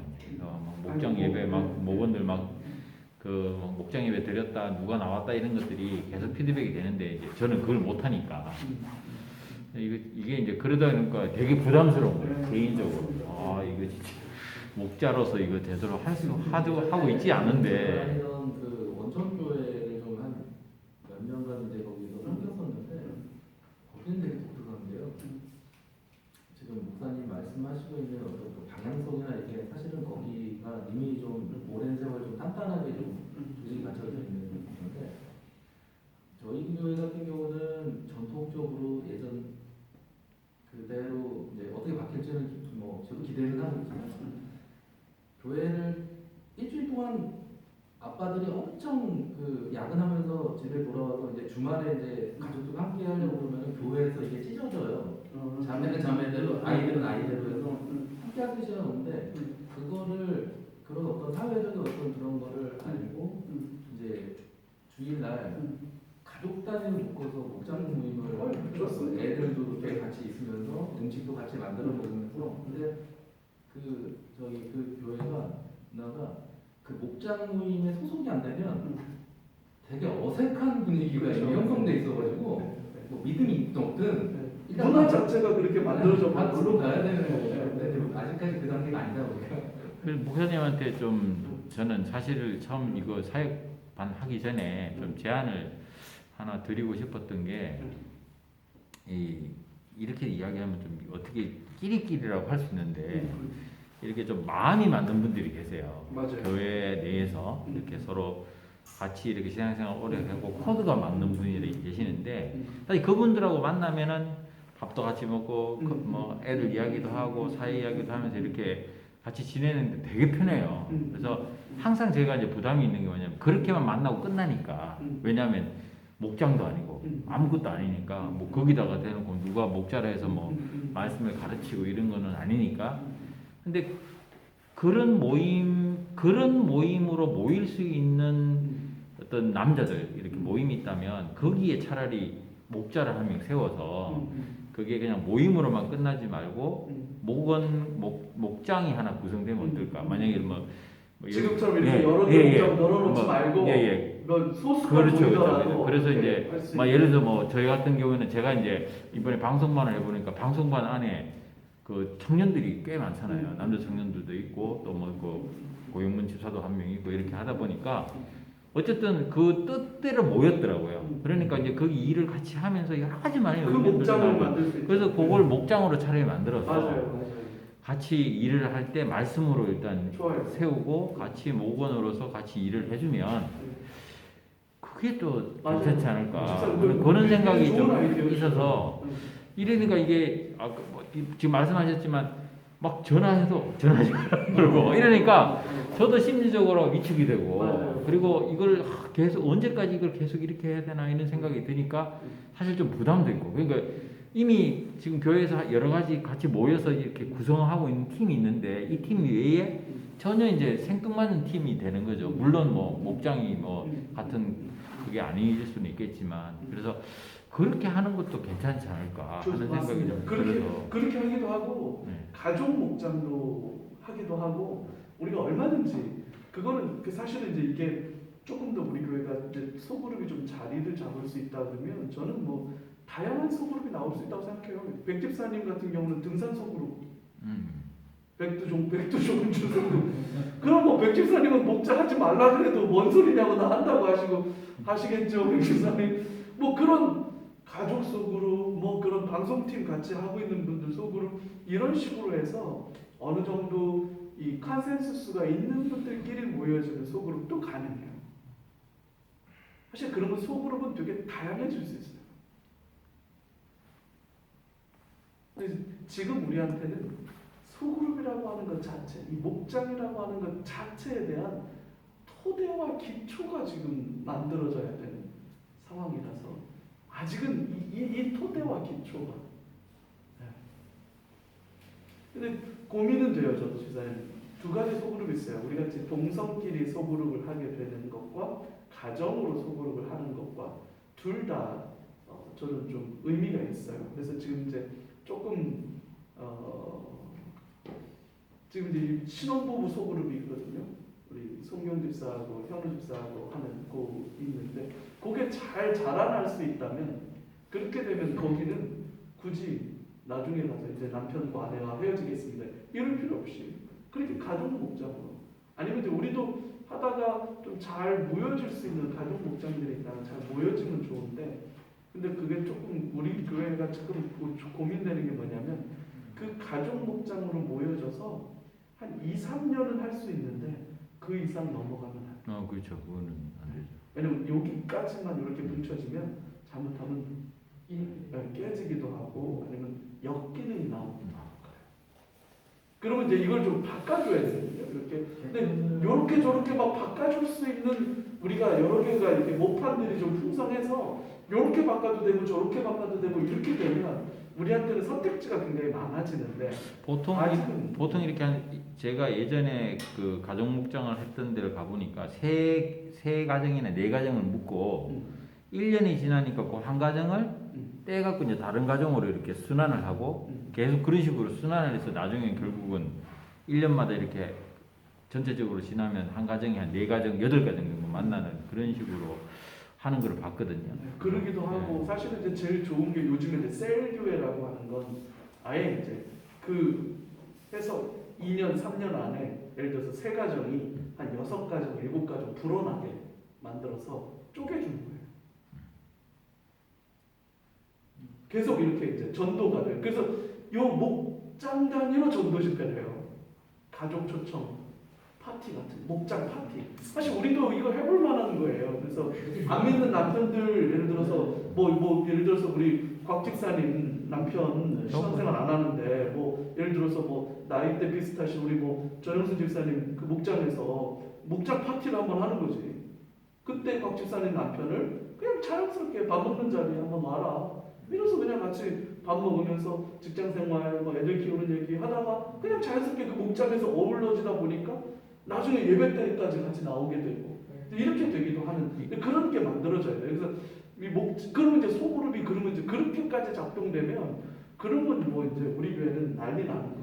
예전에는 저희 그 전도회별로 돼 있었을 때는 우리 이제 전도회 같이 남자 집사님들끼리 모였다가 이제 이벤트를 하는 거예요.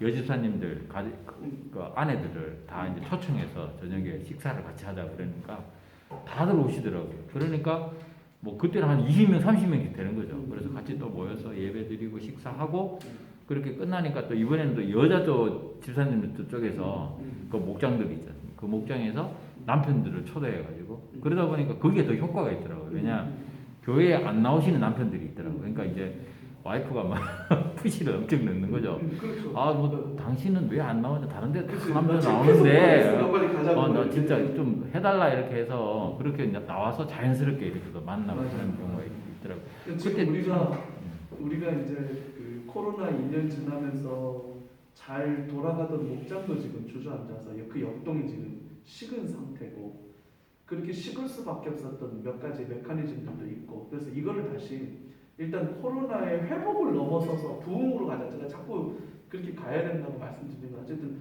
목장이 다시 하여튼 우리 다시 좀 만납시다. 우리 좀 이제 만나서 좀 한번 좀 해봅시다. 이런 이제 우리 안에 회복의 은혜가 그 부흥의 은혜가 우리 교회 안에 좀 있으면 좋겠다. 이게 만들어져야 된다. 저는 좀 바람이 있다고 그러면 어쨌든 목장 편성은 페이퍼로 성도들한테 노출은 됐어요. 근데 그 대다수 이제 저희 같은 경우는 훈련을 받고 어쨌든 목사님의 방향이나 이런 것들을 아름아름 알고는 있으나 그 외 대부분의 사람들은 사실은 예전 목장이 그 목장이라고 인식하고 있기 때문에 맞아요.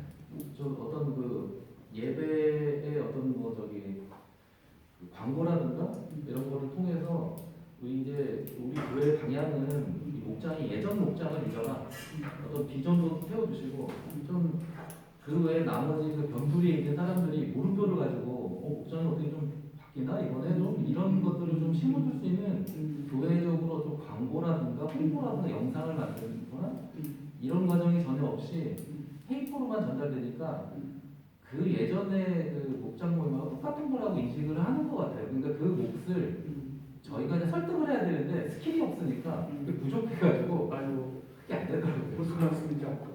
현재 목장이 보면은 이제 교회에 그냥 예배만 드리고 가는 그런 성도님도 있고 또 뭐 교회 또 봉사도 하고 또 뭐 적극적으로 하는 이런 분류가 있다 보니까 그 예배만 드리고 가는 그 사람들 끌어들이기가 상당히 그게 쉽지 않다는 거죠. 우리가 집사람도 얘기하고지만 참 한번 초청하기가 이게 뭐 제가 쭉 봐와도 뭐 참 한번 참여하는 게 거의 없거든요.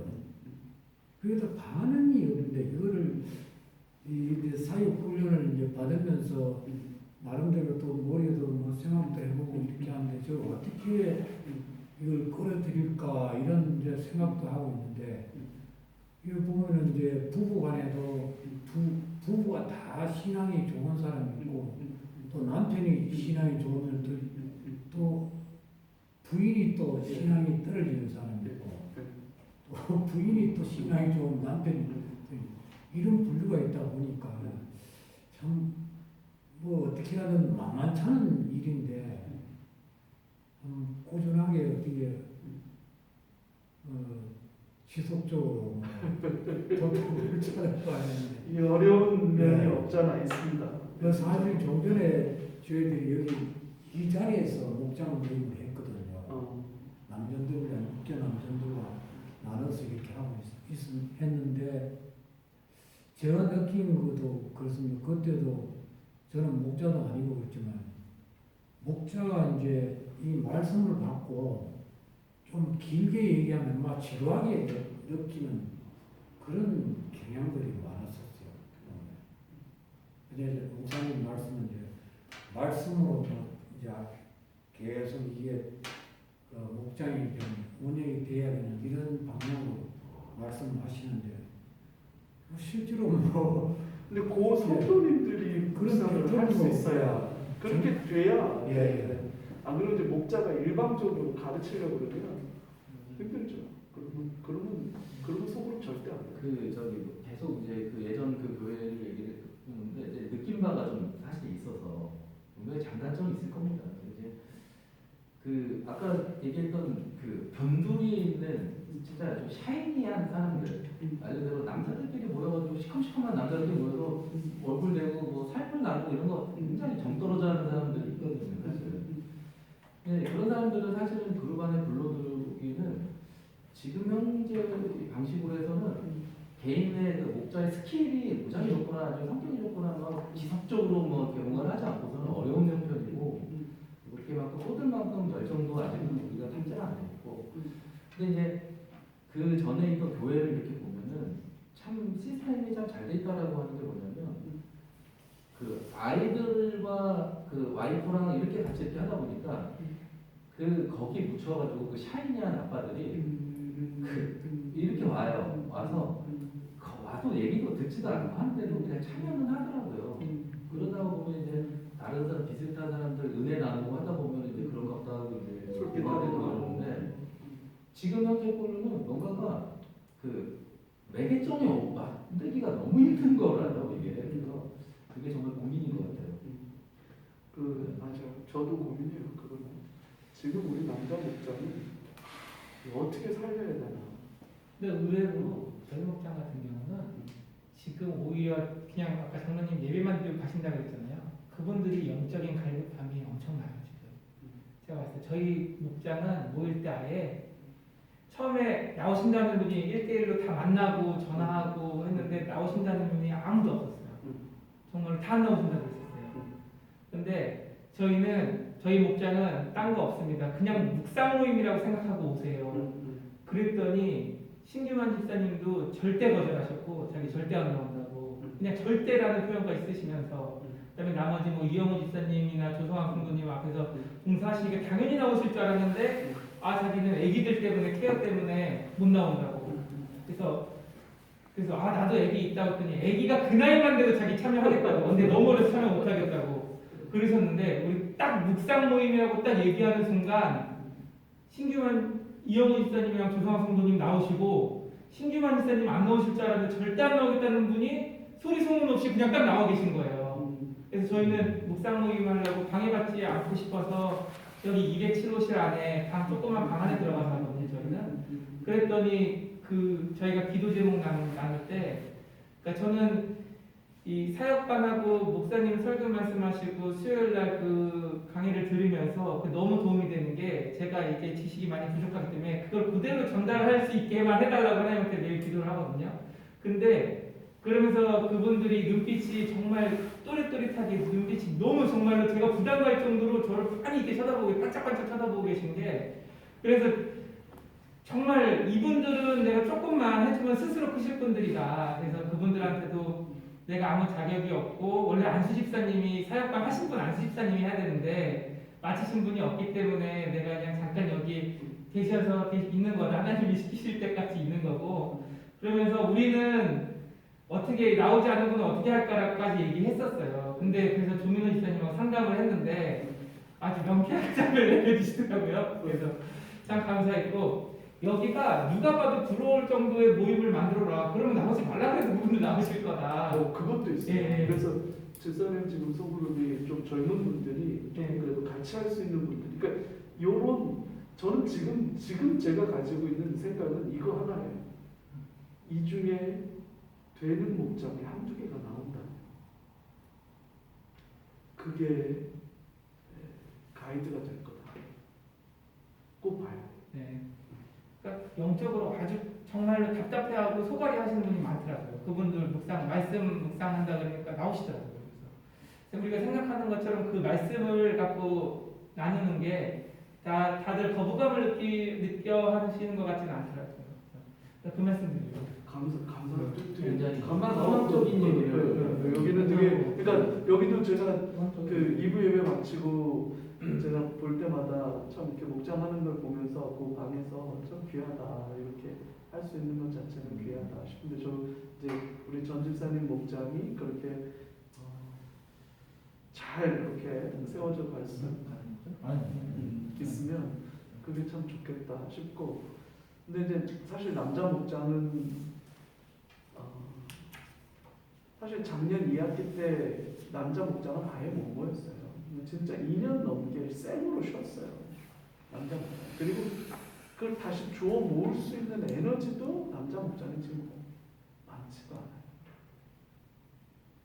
저희가 그 지금 상황을 보면 사실은 이제 남자 목장 같은 경우에 많이 활성화되지 않고 뭐 이런 상황이긴 하지만 예전이랑 비교해보면 그래도 변화가 많이 일어나고 있다? 그러니까 좀 꿈틀꿈틀하고 있다는 느낌은 많이 들고요. 그 다음에 저는 이제 청년 때부터 여기 교회에 있었으니까 예전에는 사실 우리 교회를 지탱하는 큰 힘이 교제였었거든요. 서로 위해주고 챙겨주고 이런 부분들이 모이게 하는 힘이었는데 그런 부분들이 이제는 조금 많이 희석되면서 새로운 뭔가 이렇게 서로 모이게 하는 힘이 필요한데 그거를 필요한 시기에 사실 목사님이 오셨고 그래서 지금 우리 교회가 변화되는 그 큰 축이 두 가지가 있다고 생각되는데 하나는 예배가 바로 서면서 사람들이 이제 예배에 대해서 갈망하고 은혜 받는 부분이 되게 많이 달라진 것 같아요. 그래서 이제 일단은 마음밭이 이제 조금 좋아지는 상황에다가 제자화를 많이 하셨잖아요. 제자를 하시고 사역을 하시면서 이 길러진 제자들이 이제 쭉쭉 퍼지면서 이렇게 같이 이렇게 올라갈 수 있는 그런 변화들이 되고 있다고 보거든요. 그래서 그런 부분들이 한 2, 3년 정도 계속 이제 목사님께서 뭐 사역반, 제자반 계속 길러내시고 또 막 맨땅 헤딩하는 것을 하다 보면 뭐 분명히 뭐 좋은 방향으로 갈 수 있을 거라 생각하고요. 그 혼란의 과정 속에서 이제 한 가지 지금 상황에서 좀 아쉬운 거는 이제 변화에 대해서 이제 어떤 서로 이제 좀 소통하고 얘기하고 설명해주고 방에서 이해해주고 이런 부분들이 조금만 더 보강이 돼서 성도님들이 이제 우리의 방향, 뭐 우리의 나갈 방향 어떻게 해야 되지 이런 부분들이 소통이 되면 이제 더 이제 같이 으쌰으쌰 할 수 있는데 지금 이제 막 변화되는 시기다 보니까 정에서 이제 내려오고 저기서 내려오고 저기서 내려오고 하다 보니까 그 사이에서 조금 혼선들은 좀 있는 것 같아요. 뭐 변화의 시기 없을 수는 없지만 그런 부분들만 조금 이제 된다고 하면 저는 이제 되게 긍정적으로 보고 목사님의 철학이나 어떤 방향이나 이거를 풍문으로 들었어. 그래. 이런 뜻이구나. 저는 사실은 이거를 아까 집사님 이야기했지만 좀 약간 그 캠페인화 시키고 뭔가 텍스트화 시키고 뭐 포스터 같은 것도 좀 만들고 그래서 뭐 지금 아주 타이틀이 좋지 않습니까? 건강한 교회 만드는 그 타이틀이 건강한 교회, 행복한 교회를 만드는 성도를 만들려면 목장 모임에 이렇게 참석하자라는 거 하고 가능하다면 뭐 한 팀이나 두 팀 정도를 그 동영상을 좀 촬영해 가지고 목장 모임을 해서 거기 안에서 기도하고 말씀 나누고 또 막 웃고 이렇게 하는 것들을 뭐 쭉 다는 아니겠지만 한 몇 분짜리 영상으로 이렇게 만들어 가지고 그렇게 해서 인터뷰도 좀 하고 목장 모임 하고 나 처음에는 이랬는데 좀 하고 나니까 뭐 여러 가지 영적인 갈급함도 많이 해소되더라. 뭐 이런 형태의 캠페인을 좀 만들어 가지고 이걸 좀 오랜 동안 계속 꾸준히 지속을 해가지고 목사님의 목회 철학이 이렇게 가는 거구나. 전체적으로 우리가 삼일교회가 앞으로 목장이 활성화돼서 이 교회 이 집안에 이 지역 내에서 굉장히 이렇게 영적으로 튼튼한 교회가 되는 게 우리 목표구나 하는 거를 교인들이 같이 느낄 수 있도록 좀 해주면 더 좋지 않을까 하는 그런 생각이 들고 아까 목사님이 지금 한 2, 3년이 굉장히 과도기다 하셨는데 그 말씀에 대해 전적으로 동의를 하거든요. 우리 교회가 만약 요 때를 제대로 못 넘기면 그냥 이 상태로 그냥 정체돼 버리고 나중에 더 후퇴될 거기 때문에 이 상태에서 그 방향들을 끌고 나가는 어떤 시너지를 만들려고 그러면 전체적으로 같이 이렇게 사역반이든 반이든 같이 움직이는 분들이 지금 현재 같이 교육을 받는 분들이 그 부분에 같이 동참을 하고 편성을 같이 좀 해야 되지 않을까 그런 생각이 좀 많이 듭니다.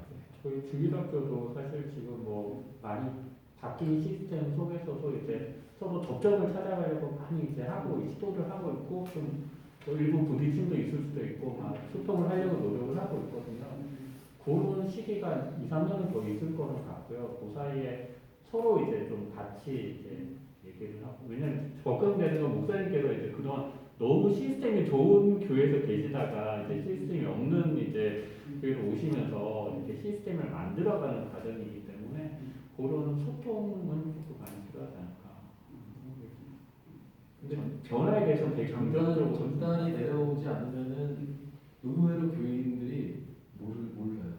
이거 옛날처럼 하는 거 아니야? 이게 그래서 이제 우리 같은 경우는 좀 어떻게 보면 혜택자라고 해야 되나 정보의 혜택자, 수혜자라 그걸 듣는 저희들조차도 좀 추측성 어떻게 해야 되지? 막 이런 거좀 약간 우왕좌왕하는 점이 있는데 하물며 진짜 우리가 지금 목장 모임에 불러들여야 될 대다수의 사람들은 더더욱더 사실은 이 정보에 대해서 교회가 어떤 방향으로 움직일 거를 전혀 어디서 들을 수도 없고 예측할 수 없기 때문에 이거를 계속적으로 교회에서 예배에서 광고 같은 걸 하실 때에도 계속 그걸 흘려보내야 될 것 같아요.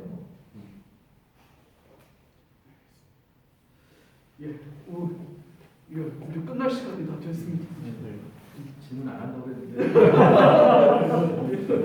목사님 한마디만 더 말씀드리면 이번에 사역반 이제 훈련을 받고 있는 우리 목자를 세워주셔서 사실 전부 신선한 목자를 세워주셔서 감사를 드리는데 사실 현재 구조에서 여러 부류의 사람들을 한꺼번에 이렇게 걸어가기는 상당히 좀 부담이 되는 건 사실입니다. 사실인데 점점 계속 좀 보완을 해가면서 먼저 시간이 좀 지나면은 목장으로 많이 돌아오지 않겠냐 이런 생각을 하고 있거든요. 지금 이제 목장 모임을 제가 더 많이 푸시를 혹은 이렇게 말씀하신 것처럼 이렇게 간증이나 영상이나 이런 것들 통해서 목장을 좀 더 근데 지금 이것도 물이 들어올 때 노져야지 지금 코로나가 지금 이 상태로 가서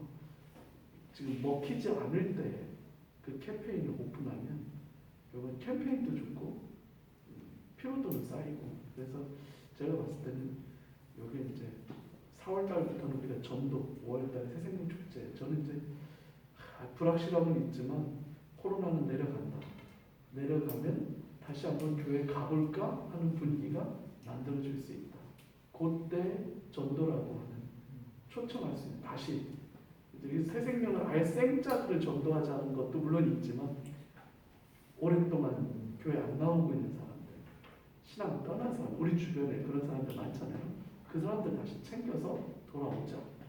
이렇게 하고 나면 아마 2학기 때부터는 조금 목장에 대한 그림을 좀 더 선명하게 좀 더 강하게 그렇게 좀 할 수 있지 않을까. 그렇게 조심스럽게 생각을 해봐요. 하여튼 여기 계시는 분들께서 이렇게 이런 이야기들이 결국 이게 우리 교회를 같이 섬겨갈 수 있는 아주 프론트라인에 계시는 분들이셔. 진짜 프론트라인에 계시는 분들이고 이 마음을 가지고 목장이 또 교회가 정렬이 되고 섬겨져 갈 수 있으면 그것 자체가 너무 큰 은혜죠. 그럴 수 있게 바랍니다. 우리가 그죠? 성경으로 빌립보서 3장 17절 형제들아 너희는 함께 나를 본받으라. 사도 바울이 빌립보 교회 성도들을 향해서 나를 본받으라. 사도행전 20장 31절에 밤낮 쉬지 않고 눈물로 각 사람을 훈련했다는 그 사실을 기억하고 에베소 교회 장로들에게 그렇게 살아갈 것을 촉구하는 그런 모습들이죠. 우리가 교회는 어쨌든 훈련 공동체, 교회는 자라나야 되는 공동체. 이거는 옵션이 아닙니다. 이거는 진짜 반드시 필요한 일이고 이런 일들을 통해서 우리 안에 아름답게 성장해 갈 수 있을 거라고 생각해요. 그래서 지금 우리 지금 사역반은 이제 이번 학기까지 하고 내년 올 가을 학기부터는 여자 사역반을 또 지금 제자 훈련하고 있는 분들하고 해서 또 우리 권사님들 중에 다시 하겠다는 분들 해서 사역반 할 거고 남자 사역반은 내년 지금 이제 하고 있는 제자반이 내년 상반기까지 하고 나면 내년 하반기 때 또 지금 훈련 마치는 분들과 또 우리 안수 집사님들 그룹이나 장로님 그룹에서 훈련에 들어오실 분들 같이 해서 또 훈련을 가고 그렇게 해서 한 두세 바퀴만 돌면 그러면 아마 많이 달라질 수 있겠다. 달라졌으면 좋겠다. 기대들 새로워질 수 있도록 그리들 꿈꿔갑니다. 같이 한번 기도하고 마칠까요? 오늘 주님 말씀으로 우리가 예수를 닮아가는 작은 예수 공동체 되게 해 주십시오. 사랑하는 공동체 되게 해 주십시오. 그렇게 고백하는 공동체 되게 해 주십시오. 그리고 오늘 이 시간에 나는 우리의 소중한 기대와 바람들이 하나님 주의 성령께서 이루어 주십시오. 우리 그렇게 같이 한번 합심해서 기도하고 우리 마무리 기도는 우리 이상익 집사님 한번 기도해 주시면 감사하겠습니다. 아버지 하나님 감사합니다. 오늘 말씀을 통해서 공동체를 세우는 데서 훈련의 중요성을 다시금 아버지께 깨닫게 됩니다. 하나님 그 말씀대로 우리가 살아갈 때 우리가 정말 주의 말씀대로 주의 성령이 이끄시는 대로 훈련받고 성장할 수 있도록 도와주셔서 예수께서 아버지와 제자들을 부르시고 그들과 함께 하시고 그들에게 아버지와 말씀으로서 양육시키시고 그들을 또 파송하셨던 것처럼 우리 또한 이 말씀의 아버지 기대에 아버지와 살아가며 우리 스스로가 아버지 작은 예수를 주의 삶을 살아갈 수 있는 길을 열어주셨습니다. 그래서 하나님 정말 하나님께서 원하시고 바라시고 소원하시는 그 길들을 우리가 살아갈 수 있는 힘을 저희에게 주시고 하나님 아버지께서 교회를 통하여 세우시고자 하시는 그 놀라운 역사를 아버지 부족한 이 죄인이지만 하나님 아버지 정말 부족하고 정말 연약하지만 하나님 저를 통하여서 이 우리들을 감당할 수 있도록 도와주시고 우리 모든 사역반 우리 모든 식구들이 아버지 이 일에 아버지 정말 교회를 세우는 이 일에 쓰임받을 수 있는 저희들이 지체들이 될 수 있도록 우리 각자의 삶을 주님께서 이끌어 주시고 인도하여 주시옵소서. 아버지 사랑해 주님 감사합니다. 몇 년 동안 두려워했었고 밀어두기만 했었던 이 두려웠던 사역 훈련이 매주 한 주 한 주 기다려주고 또 동역자들을 세워주시고 또 훈련받고 또 내 마음이 내 삶이 이제 변화해야 되겠다는 그런 생각이 들게끔 인도해 주심을 너무나 감사를 드립니다.